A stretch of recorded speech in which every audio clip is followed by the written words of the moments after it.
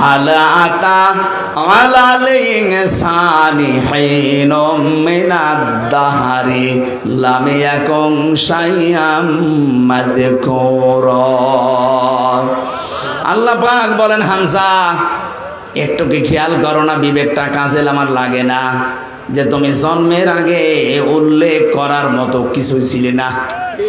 আমার এই যে 33 বছর বয়স, এখন 34 বছর আগে হামজা নামে আমার বংশে যেহেতু কেউ ছিল না, আমার বংশে আমার এই রিয়াজ এবং ফিরোজা এই মাধ্যমে আমি দুনিয়ায় আসলাম।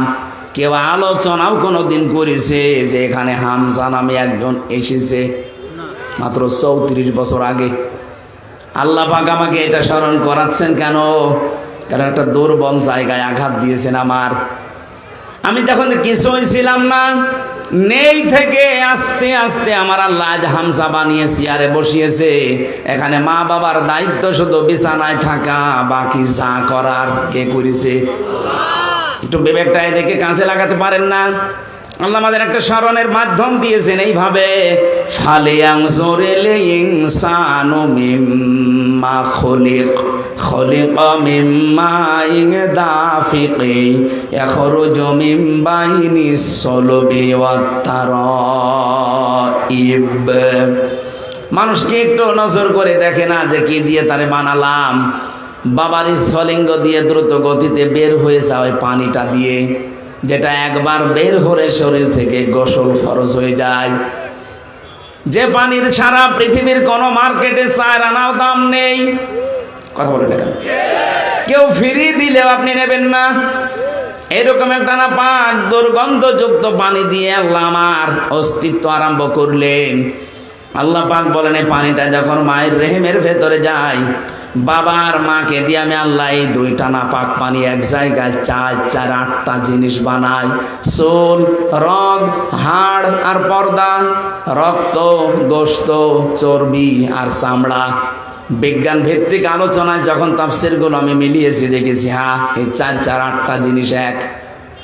আল্লাহ পাক বলেন, মানুষ বানাতে কমপক্ষে 13টা উপাদান লাগে। 13টা বিষয় এক জায়গায় না হলে দুনিয়ায় আপনি আসতে পারবেন না। আসলেও অপূর্ণাঙ্গ হয়ে আসবেন। 4 4 8টা নয়, আপনার মার বাবা 2 জনেরটা নিয়ে বানালেন, বাকি 5টা এখনো 13 হতে কয় লাগে? এই 5টা আমার আল্লাহ নিজের রব নামের কারণে দিয়েছেন। ওয়াজআলা লাকুমুস সামআ ওয়াল আবসারা ওয়াল আফইদা। আল্লাহ বলেন, শ্রবণ শক্তি, দর্শন শক্তি, বাক শক্তি, আকেল শক্তি আর ঘ্রাণ শক্তি, এর ভেতরে যদি একটাও তোকে কম দিতাম, দুনিয়ায় আসতে ঠিক কিন্তু অপূর্ণাঙ্গ হয়ে। যদি বাক শক্তি না দিতাম, কথা বলতে পারতে না। বিজ্ঞান এখন প্রমাণ করছে কয়েক ইঞ্চি জায়গায় মানুষের কথা বলে, এক একটা কথা তৈরি হতে 27টা ধাক্কা লাগে। কয়টা? আপনি কম্পিউটার ভেড়াবেন, আমি যা দেখিয়ে দিতে পারবো। 27টা স্তর পার করার পর একটা কথা তৈরি হয়। পৃথিবীর কেউ আপনাকে এই কথা বলার যোগ্যতা দেয়নি। দিয়েছে কে? দুঃখজনক হলো সত্য, এই 15.5 বছরে আল্লাহর এই বাক শক্তি জালেমরা কেড়ে নিয়েছিল। ওরা বন্ধ করে দিয়েছিল আমাদের কথা বলার যোগ্যতা। কথা বললেও বলতে পারতাম না। কথা বলে না কেন? কথা তো বলবো আমার মনে যেটা আছে, যেটা বৈধ কথা ওইটা, অথচ আমাদের কণ্ঠনালী চেপে। লক্ষ লক্ষ নবী পাঠিয়েছিলাম দুনিয়ায়, কোন নবীকে আমি আল্লাহ কোরআন দেয়নি, তোমাদেরকে দিয়েছি। এটা আমার বড় নিয়ামত। এটাই শুধু না, আমি তোমাদেরকে মানুষ বানিয়েছি। মায়ের পেটের ভেতরে আমি আল্লাহ নিজে তোমাদের মানুষ বানিয়ে শেষ করে দেইনি, কথা বলার যোগ্যতা দিয়েছি। এই যে কথা বলতে পারা কত বড় নিয়ামত। এই আয়াতের ব্যাখ্যায় হাদিস এসেছে, বিশ্বনবী জানিয়েছেন। বিজ্ঞান তো বলে 27। বলেন বলেন, আপনাকে যদি এই শক্তিটা আল্লাহ বাক শক্তি না দিত, বাকি 4টা দিত, তাহলে আপনি আসতেন কিন্তু বোবা হয়ে, কথা বলতে পারতেন না। আরে ভাই, এইটার জন্য তো কিয়ামত পর্যন্ত সেজদায় পড়ে থাকার কথা। দর্শন শক্তি আল্লাহ আমাদেরকে দিয়েছেন, আলাহুম আ'য়ুনুল লা ইউবসিরুনা বিহা। কি হয়েছে? চোখ দিলাম তোদেরকে, কেন দেখিস না? যেটা দেখার দরকার মানুষ ওটা দেখে না, যেটা দেখা দরকার না, নিষিদ্ধ, ওইটার দিকে মানুষের চোখ বেশি। বলেন, বৈধ জিনিসগুলোর প্রতি ঘৃণা জন্মিয়ে যায়। সেদিন একজন স্ট্যাটাস দিয়েছিল আমাকে, বলছে আমার বৈধ স্ত্রী কয়েক বছর সংসার করার পর একটা সন্তানও দিয়েছে, কিন্তু এখন আমার আর ভালো লাগে না। বাইরের মেয়ে লোক দেখলে খুব ভালো লাগে, আনন্দ লাগে। আমার নাম এই রোগ থেকে মুক্ত হওয়ার জন্য 2টা পদ্ধতি আল্লাহ দিয়েছেন, ঔষধ। এখানে যাদের এরকম অভ্যাস আছে, নিজের জায়েজ স্ত্রী এখন আর ভালো লাগছে না, বাইরেরটা দেখলেই কেমন জানি আকর্ষণ তৈরি হয়, নাকি এলাকায় নেই?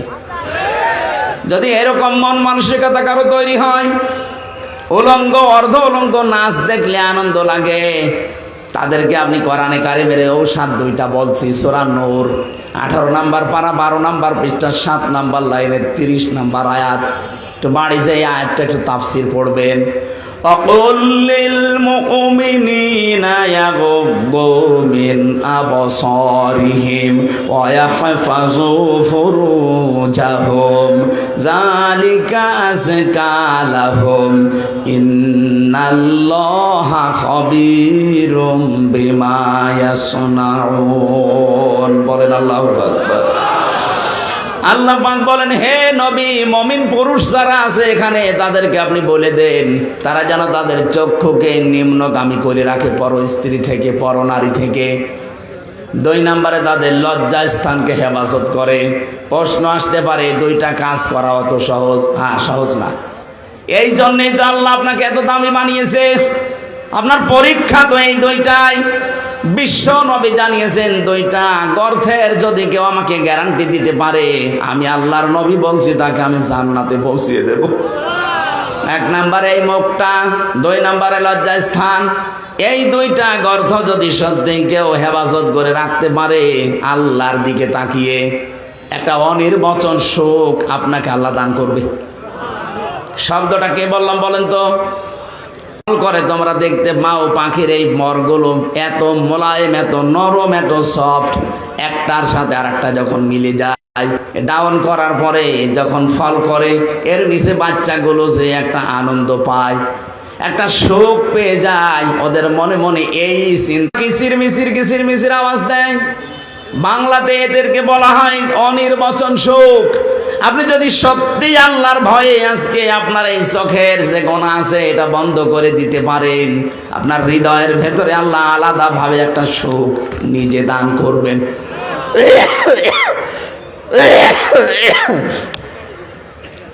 বগুড়াবাসী এই জন্য এক দৃশ্য তৈরি করা আছে, ডিলেট করেন। যেটা নিচে দেখলে আনন্দ পান, অন্য দেখলে আপনার লজ্জা লাগে। এরকম দৃশ্য নেই? এক কথা বলছেন এখানে। এইরকম দৃশ্য যাদের আছে, নিজে দেখলে খুব আনন্দ লাগে, মজা লাগে, অন্য কেউ দেখলেই আপনার লজ্জা লাগে। এটা ডিলেট করবেন। কারা কারা হাত তোলেন তো? ওই মুরব্বী, দেখি মোবাইল, দেখি দেখি কি আছে, দেখি। কি আশ্চর্য! হ্যাঁ, দাঁড়িয়েলা মানুষ, কি রেখেছেন আপনি মোবাইলে? এক্ষণে ডিলেট করেন।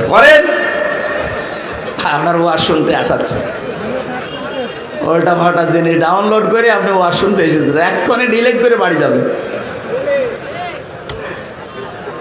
আল্লাহ আমাদের চোখের হক আদায় করার জন্য কয়েকটা জিনিস কোরআনে কারিমে আমাদের সামনে এনে দিয়েছেন। আফালা ইয়ানজুরুনা ইলাল ইবিলি কাইফা খুলিকাত ওয়া ইলাস সামাই কাইফা রুফিআত ওয়া ইলাল জিবালি কাইফা নুসিবাত ওয়া ইলাল আরদি কাইফা সুতিহাত। বলেন আল্লাহু আকবার। আল্লাহ পাক বলেন, ও দুনিয়ার মানুষেরা, নজর করে একটু দেখতে পারো না? চোখ দিলাম, ওঠের দিকে তাকাতে পারো না? মরুভূমির জাহাজ বানিয়েছি ওইটা আমি। তোমরা একটু জমিনের দিকে তাকাতে পারো না? এটা বিছানা বানিয়ে দিয়েছি। ওই আকাশের দিকে তাকাও, খুঁটি ছাড়া বিশাল ছাদ মাথার উপরে রেখে দিয়েছি। পাহাড়ের দিকে তাকাও, পেরেক স্বরূপ পাহাড়কে আমি জমিনের সাথে গেড়ে দিয়েছি। ও বন্ধুরা, পেরেক যখন মানুষ মারে, এই যে তক্তার উপরে পেরেক মারা না নেই? এই পেরেক যখন মারে তক্তার উপরে, ওই যে সামনে একটা আল বেরিয়ে থাকে চ্যাপটা মতো, এই চ্যাপটা অংশ এতটুকু হলে ভেতরে জাগিয়েছে চ্যাপটার চাইতে 20 গুণ বড়। কথা বলে দেখেন। আপনি পেরেক যদি এইটা, আল্লাহ বলেন পেরেকের মতো পাহাড়কে জমিনে গেড়ে দিলাম, তার মানে পাহাড় যত বড় আছে উপরে চাইতে 20 ডবল নিচে আল্লাহ গেড়ে দিয়েছেন। এই যে পঞ্চগড়ের পাশে হিমালয় পাহাড়, আপনি চিন্তা করেন 36,000 ফিট, এত বড় বিশাল পাহাড় উপরে যদি থাকে, ভেতরে এরকম 20 গুণ আল্লাহ গেড়ে দিয়েছেন। আল্লাহর ক্ষমতা কি! বিশ্বাস করি আল্লাহ একজন আছে। আরে ভাই, তার ক্ষমতা কি জানেন? কিয়ামতের আগে তা 7 তবক আসমান আর জমিন পুরাতন কাপড়ের মতো আল্লাহ নিজের হাতের ভেতরে গুটিয়ে নেবেন। জোরে বলেন আল্লাহু আকবার। আল্লাহ আমাদেরকে এগুলো দেখিয়ে দেখিয়ে আমাদের বিবেকটা নাড়া দিচ্ছে। কি হয়েছে তোদের? আমার ক্ষমতা সম্পর্কে ধারণা আসে না? 8, 5, 13টা জিনিস এক হয়ে যাওয়ার পরে আস্তে করে মায়ের পেট থেকে ধরে নিয়ে আসলাম, তোর একটা বারের জন্য বিবেক কাছে লাগে না? কেন তোরে আমি এভাবে বানিয়ে নিয়ে আসলাম? পৃথিবীর অন্যান্য সৃষ্টিকে, এ মানুষগুলো, এই সৃষ্টি জগৎকে আমি কত দুনিয়ায় তাদেরকেও নিয়ে আসি, কত এত সম্মান দিয়ে নিয়ে আসি না। শুধু আশরাফুল মাখলুকাত হিসাবে তোদেরকে আমি এত সম্মান দিয়ে দুনিয়ায় নিয়ে আসি। মারা যাওয়ার পরে তাদেরকে আমি ফেলে দেব যেখানে সেখানে না, তাদের সম্মানজনক একটা দাফন কাফনের ব্যবস্থা পর্যন্ত আমাদের করা লাগে। কথা বলেন ঠিক কিনা? যে আদমকে এত সম্মান দিলেন বিবেকের কারণে। কিসের কারণে? বিবেক আছে বলে আপনার এত সম্মান। বিবেক না থাকলে আপনি যদি পাগল হয়ে যান, আপনার এত সম্মান দুনিয়ায় কেউ দেবে না। সুতরাং আপনার যে বিবেক আছে, এটা আজকে থেকেই কাজে লাগাবেন। এমনকি জাহান্নামে যাবে যারা, মেন গেটে যে ফেরেশতা দাঁড়িয়ে আছে, দারওয়ান ফেরেশতা মালিক, ও জিজ্ঞাসা করবে, আলাম ইয়াতিকুম রাসূলুম মিনকুম ইয়াতলুনা আলাইকুম আয়াতি রাব্বিকুম ওয়া ইউনযিরুনাকুম লিকা ইয়াউমিকুম হাযা। কি তোমাদের কাছে কি নবী রাসূল যায়নি? এই জাহান্নামের যে আযাবের কথাগুলো তারা কি তোমাদেরকে শোনায়নি, সতর্ক করেনি? প্রত্যেকটি জাহান্নামী মানুষগুলো এক বাক্যে জবাব দেবে, ক্বালু বালা ক্বাদ জানা নাযীর। হ্যাঁ, আমাদের কাছে সতর্ক বার্তা নিয়ে এসেছিল। নবী হয়তো আসে নাই, নবীর ওয়ারিসরা এসেছিল। সত্য কথা বলতে হবে, মিথ্যা বলা যাবে না। সত্য পথে চলা লাগবে, মিথ্যা পথে চলা যাবে না। সত্যকে মিথ্যার সাথে মিশ্রণ করা যাবে না। দায়িত্ব জীবনে যেইটা যেইটা আছে পালন করা লাগবে, এই কথাগুলো আমাদের স্মরণ করিয়েছিল। কিন্তু মনে মনে ভাবতাম এইটা, আর বলতাম ফাকাল্লাবনা ওয়া কুলনা মা নাযালাল্লাহু মিন শাই। মনে হয় এটা মিথ্যা কথা বলছে, এরকম কিছু আল্লাহ নাযিল করেনি, এরকম ধারণা এই দেশে কারণ নেই। এখন এত ভেঙে ভেঙে কথা বলার পরে অনেকের মনের ধারণা, না, এ মনে হয় আল্লাহ এরকম কথা দেয়নি, আমি কি বানিয়ে বলছি? বলেন বলেন। তখন ওরা এক বাক্যে জাহান্নামের ফেরেশতা দারওয়ানের কাছে বলবে, লাউ কুন্না নাসমাউ আও নাকিলু মা কুন্না ফি আসহাবিস সাঈর। আমরা যদি ওই জামানায় কথাগুলো শুনতাম জীবিত অবস্থায়, আর যদি বিবেক কাজে লাগাতাম, তাহলে আজকে এই জাহান্নামে আমাদের আশা লাগতো না।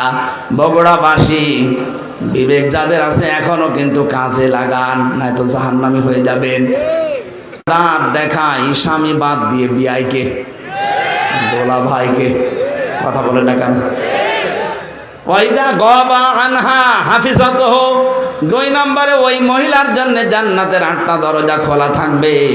যেই মহিলার স্বামী বাড়ি থেকে চলে গেলে, অনুপস্থিত থাকলে, সে তার নিজের ইজ্জত আবরু সম্ভ্রমকে হেফাজত দিয়ে বলছি, আমি তোমাদের হিতাকাঙ্ক্ষী। গোপন ভিত্তিতে সংবাদ পেয়েছি যে আল্লাহ তোমাদেরকে আরামের শান্তির জায়গায় বেশি দিন রাখবে না, তোমাদের তাড়িয়ে দেবে। হযরতে হাওয়া আলাইহিস সালাম আগে পেছনে চিন্তা না করে মনে করলেন কি এত বড় আরামের জায়গায় থাকতে পারবো না, মানে বলছে কি করা লাগবে তাই বলেন, যা করা লাগে আরামের জায়গায় থাকতে আমি তাই করব। শয়তানের জন্য টার্গেট নিয়েছিল মহিলাকে, কাকে বলেন বলেন? মেয়েদের যারা আপনি স্বামী বাইরে গেলে যে অনুপস্থিত স্বামী আন্দাজে যার তার মোবাইলে কল দিয়ে এই যে শাবনূরের কণ্ঠে কথা বলেন, আপনি যতক্ষণ পরপুরুষের সাথে কথায় লিপ্ত থাকবেন আপনার কবিরা গুনাহ উঠতে থাকবে। মেয়েরা মোবাইলে কোন আওয়াজে কোন সিস্টেমে কথা বলবে আল্লাহ তাও জানিয়েছেন সূরা আহজাবের 32 নম্বর আয়াত। ইয়া নিসান নাবিয়্যি লাস্তুন্না কা আহাদিম মিনান নিসা দেয়, ওইটার কাজে লাগবে না। আপনি মোবাইলে কথা বলতে হলে প্রথমে সালাম দিয়ে জিজ্ঞাসা করে যদি স্বামী কোথায়, বলে স্বামী আছে বাথরুমে অন্য জায়গায়। কি কি দরকার এমন ছাঁচালো গলায় বলবেন? যদি পরপুরুষ হয় ওর মনের ভেতরে শয়তান উকি ঝুঁকি দিয়ে ওর সঙ্গে সঙ্গে পাল্টিয়ে যাবে। মনে মনে ভাববে আল্লাহ এ কি মহিলা না আজরাইল। আর যদি শাবনূরের কণ্ঠে আপনি শুরু করেন আলাপ, ও মনে করবে কাজ হচ্ছে। একদিন 2 দিন 5 দিন পরে দেখবেন 2 সন্তান ফেলে দিয়ে উনি আল্লাহর রাস্তায় পালিয়েছে। এই জন্য স্বামী যখন বাড়ি থাকে না, স্বামীর সন্তান, স্বামীর সম্পদ, স্বামীর ইজ্জত আবরু হেফাজত করে রাখা নেককার মহিলার গুণ। 3 নাম্বার ওয়াতুইনু আলা দীনি যাওজাতিহা, যখন স্বামী বাইরে থেকে দিনের কাজ কারবার করার জন্য থাকবে তখন তাকে আপনি ছাড় দেবেন, সাহায্য করবেন, সহযোগিতা করবেন, উৎসাহ দেবেন। তো অধিকাংশ মহিলারা এটাই নেই। দিনের কাজে, মানবতার কাজে 10টা মানুষের নিয়ে দেয়, লক্ষ লক্ষ মানুষ রাস্তায় হাঁটবে। 1000 মসজিদ বানানোর চাইতে একটা ব্রিজ কালভার্ট সংস্কার করা আল্লাহর কাছে দামি। এরকম মানবতার পক্ষে যে কাজগুলো, মানবতাকে সাহায্য করার জন্য আপনাকে পছন্দ করা লাগবে যদি জায়েজ হয়। আমি সহ যত স্বামী এখানে আছি, প্রতিটি স্বামী আমরা চাই এবং পছন্দ করি মন থেকে। যে কোরআন হাতে নিয়ে বলছি, মন থেকে আমি চাই এবং পছন্দ করি বিয়ের পরে যেন আমার মা বাবা আমার সাথে থাকে।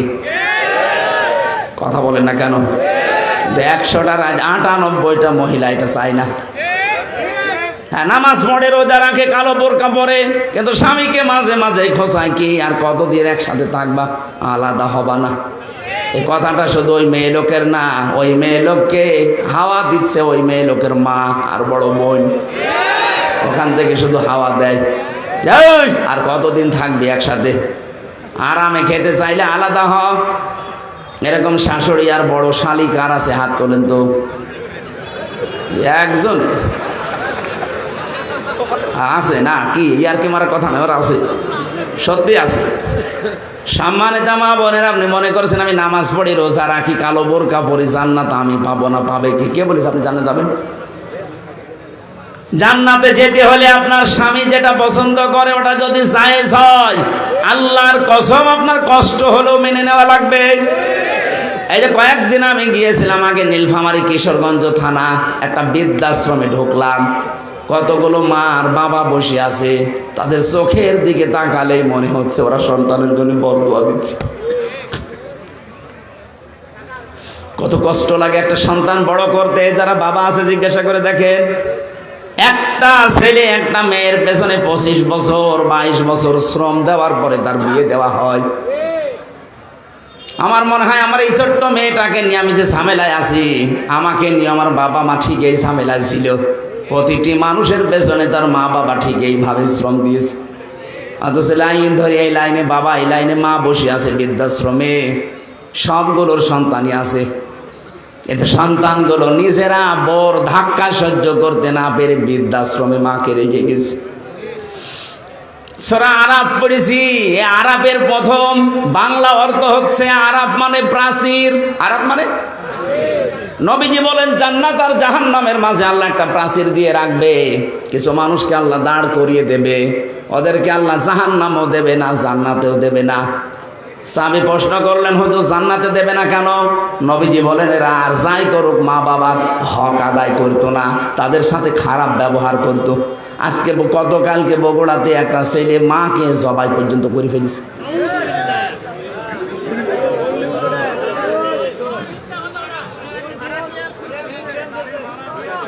সে যেই হোক ছড়িয়েছে তো এই সংবাদ। এটা যদি নাও হয়ে থাকে, এরকম জঘন্য কাজ বাংলাদেশ সহ বিশ্বে এখন অনেক জায়গায় হচ্ছে। নিজের মাকে পর্যন্ত জবাই করে ফেলতে পারে যে সন্তান। আমার মনে হয় আরাফ নামক প্রাচীরে অলরেডি দাঁড়িয়ে আছে। সাহাবী বললেন, হুজুর ওরা জাহান্নামে যায় না কেন? বিশ্বনবী বলেন, ওদেরকে আল্লাহ জাহান্নামে দিচ্ছে না, কারণ ওরা দুনিয়াতে দিন কায়েমের জন্য চেষ্টা করত। সুতরাং আপনার জীবনের মেন টার্গেট বানাবেন আল্লাহর দিনকে করে জমিনে কায়েম করা যায়, সে যেভাবেই হোক। পদ্ধতি যদি এই দুনিয়াতে আল্লাহর পাঠানো সিস্টেমের বাইরে যায়, ওই পদ্ধতি মানা যাবে না, যেটা জিএমবিরা করে না। ইসলাম কোনদিন এই পৃথিবীতে জঙ্গিবাদ, সন্ত্রাসী, বোমা হামলা এটা সমর্থন করে নাই, করবেও না। এই পৃথিবীর ময়দান শান্ত রাখার জন্য আল্লাহর যে নিয়ম আছে, রসুলের দেখানো যে পদ্ধতি আছে, এইটা অ্যাপ্লাই করে যদি কিয়ামত পর্যন্ত লাগে, দিন কায়েম না হয়, আপনার অসুবিধা নেই। আপনি চেষ্টা করার কারণে বেতন পেয়ে যাবেন। কথা বলেন না কেন? আমাদের চেষ্টা থাকা লাগবে। কি করে? আলা আলাহুল খালক ওয়াল আমর, এ জমিন আল্লাহ বানিয়েছে, কি করে আল্লাহর জমিনে আল্লাহর দিন এখানে দাঁড় করানো যায়। এটা আমি করতে পারলে ভালো, না করতে পারলো আমার লস নেই। আমার বিকাল 5টা মানে জীবনের শেষ দিনে আল্লাহ আমাকে বেতন দিয়ে দেবে, আর আমার বেতনের নাম জান্নাত। বেতনের নাম কি? এই জন্য আমাদের বিবেকটা আজকে আমাদের কাজে লাগানোর সময়। দুনিয়াতে যাদের বিবেক কাজে লাগে না, কোরআনের ভাষায় সূরা আনফাল 22 নম্বর আয়াত, ইন্না শাররাদ দাওয়াবি ইনদাল্লাহিস সুম্মুল বুকুমুল্লাযীনা লা ইয়াকিলুন। দুনিয়াতে যাদের বিবেক কাজে লাগে না, আল্লাহ বলেন, হে নবী, ওদেরকে মানুষের মতো দেখতে মনে হলো, ওগুলো জানোয়ারের চাইতেও খারাপ। আমি বারবার বলছি কেন শব্দটা? কারণ 15.5 বছরে যারা ছিল, একটারও বিবেক কাজে লাগে নাই। আপনার যদি বিবেক ন্যূনতম কাজে লাগতো, বিনা ভোটের এমপি হয়ে আপনি বুক ফোলাতে পারতেন না? আপনার লজ্জা করতো না? জনগণ আমাকে নির্বাচিত করে না, আমি পরিচয় দিই করে যে আমি এমপি। আপনার বিবেক কোথায় গিয়েছিল? কুকুরে পোশাক করেছিল বিবেকে? সারা দুনিয়া ধিক্কার দিয়েছে 15.5 বছর, এরপরও মাটি কামড়িয়ে চেয়ার ধরে পড়ে আছে। আল্লাহ এত বড় লাথি দিয়েছে, এখন আদালতে নিতে গেলেও দেখি লাথি খাই। কয়েকদিন আগে ইনো একটা লাথি খেয়েছে না? শুধু ওরে না, যারা জালেম ছিল প্রত্যেককে লাথি দেওয়া দরকার। এগুলো তো দুনিয়ার লাথি, আখেরাতের লাথি পড়ে আছে। ফেরেশতারা ওদেরকে ফুটবলের মতো পিটাবে। জালেম আমরা কোনোদিন যেন না হয়ে যায়। আলাহুম আযানুল্লাহ ইয়াসমাউনা বিহা, যেগুলো শোনার তোমরা শোনো না। কি হয়েছে? কান দিলাম, শুনতে চাও না কেন? উলাইকা কালানাম, এই 3টি ইন্দ্রিয় শক্তি যাদের দিলাম, যারা কাজে লাগায় না, এই মানুষগুলো জানোয়ার। কে বলছেন? বলেন বলেন। আপনি নিজেকে এবার নিজে প্রশ্ন করে দেখেন তো। আল্লাহ আপনাকে বিবেক দিয়েছে, চোখ দিয়েছে, কান দিয়েছে। যাদেরকে দেয়নি তাদেরটা বাদ দিলাম, কিন্তু যাদের দিয়েছে আপনি কি জবাব দেবেন? এক অন্ধ আমার সাথে খাবার খাচ্ছিল, এটা কুমিল্লায়। হঠাৎ দেখে বিদ্যুৎ চলে গেল, আমরা চিল্লা পাল্লা আরম্ভ করেছি। অন্ধ আমার হাত চেপে ধরে বলছে, হুজুর চিল্লান। মাত্র 1.5 মিনিট 2 মিনিট কারেন্ট চলে গেছে, আপনি চিল্লাচ্ছেন। অথচ আজ 42 বছর আমার জীবনে কারেন্ট নেই। আল্লাহ যদি চোখটা সত্যি আপনাকে না দিত, কি হইতো বলেন তো আপনার জীবনে? কত লাতি গোতা, কত মানুষের অপমান অপদস্থ সহ্য করা লাগতো। এই জন্য কাজে লাগান। এটা যদি দেখার শক্তি পেয়েছেন, শোনার শক্তি পেয়েছেন, বিবেকটা আল্লাহ দিয়েছে, পাগল বানায়নি। সত্যি যদি কাজে লাগাতে না পারেন, আপনি আল্লাহর কাছে জানোয়ার। আল্লাহ বলেন, বালুহুমা দল, তার চাইতেও তুই আমার কাছে নিকৃষ্ট। উলাইকা হুমুল গাফিলুন, তুই গাফেল। আর গাফেলের জন্য আল্লাহর বানানো বাগান জান্নাত নেই। মেয়েদেরকে যে 4টা কথা বললাম, যখনই স্বামী আপনার দিকে নজর দেবে, স্বামীকে খুশি করবেন। স্বামী বাইরে গেলে হেফাজতে রাখবেন নিজের লজ্জার স্থান, নিজের সন্তান, স্বামীর সম্পদ। 3 নম্বরে স্বামীকে সাহায্য করবেন, মানবতার কাজে, দিনের কাজে উৎসাহ দেবেন। 4 নম্বরে স্বামী যেটা পছন্দ করে যদি জায়েজ হয়, কষ্ট হলে ওইটা সাপোর্ট করবেন। আল্লাহ মেয়েদের এই 4টা গুণ যদি অর্জন হয়, নবীজি বলেন জান্নাতের 8টা দরজায় আল্লাহ তার জন্য উন্মুক্ত করে রাখবে। এই আয়াতটা আমাদের জীবনে আল্লাহ যেন পুরাটা সেট করে দেয়, বলেন আমিন। কিভাবে আল্লাহ বানিয়েছেন আমাদেরকে, আমি রেফারেন্স ছাড়া জেলখানায় বসে বসে বই তৈরি করেছিলাম, বাইরে এসে ওগুলো রেফারেন্স দিয়ে দিয়ে ছেড়েছি। ওই যে গাড়িতে আছে সৃষ্টি জগতের সূচনা, মেয়েদের জীবন সম্পর্কে লেখা আছে, ছেলেদের আছে। যাওয়ার সময় ওটা আপনার স্ত্রীকে, মেয়েকে, বউকে, ফুফুকে ওদেরকে উপহার দেবেন। ওই যে গাড়ি আছে মনে হয় এই গেটে আছে, ওগুলো যাওয়ার সময় নিয়ে যান। আজকের মতো কালকে যেহেতু অনুষ্ঠান আছে, আরও বড় মাওলানা আসবে আজিজুল ইসলাম ভাই, আমি দোয়া করে শেষ করছি, ওটা যাওয়ার সময় নিয়ে যান। আল্লাহুম্মা আমিন। লা ইলাহা ইল্লা আনতা সুবহানাকা ইন্নী কুনতু মিনাজ জালিমিন।